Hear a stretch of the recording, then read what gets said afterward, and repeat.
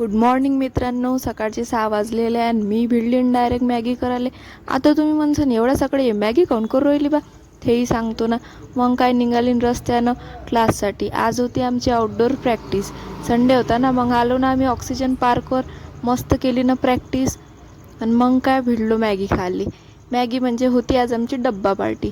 मस्त खाल्लं. टरबूज होय तर येऊ दे आणि पायनॅपल होय तर येऊ दे, खात बसलो. हे आली न मनश्री, आमच्या क्लासची सगळ्यात सुंदर पोरगी आणि सगळ्यात क्यूट पोरगी. मग काय निघालो बा आम्ही दुसऱ्या स्पॉटसाठी. आणि हे वय मी गँगले घेऊन आलो दुसऱ्या स्पॉटवर. दुसरं स्पॉट म्हणजे खेळाचं.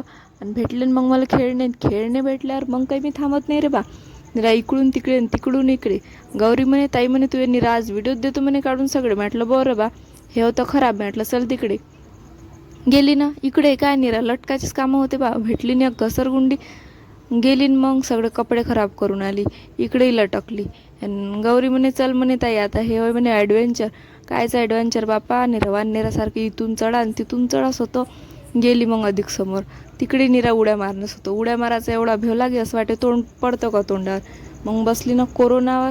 कोरोनाच्या डोक्यावर जाऊन बसली डायरेक्ट. आणि आपण हवरे बा SRKचे फॅन म्हणून कुठंच काही चान्स सोडत नाही. हाव.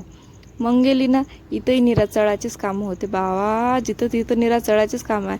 पण किती काही चढा बांधण्यासारखं आपलं अंग काही आकडत नाही. आपलं सर आपली प्रॅक्टिसच असे घेते. मग खेळली फुटबॉल. आणि हे वय माझी गँग आणि हे आमचे सर.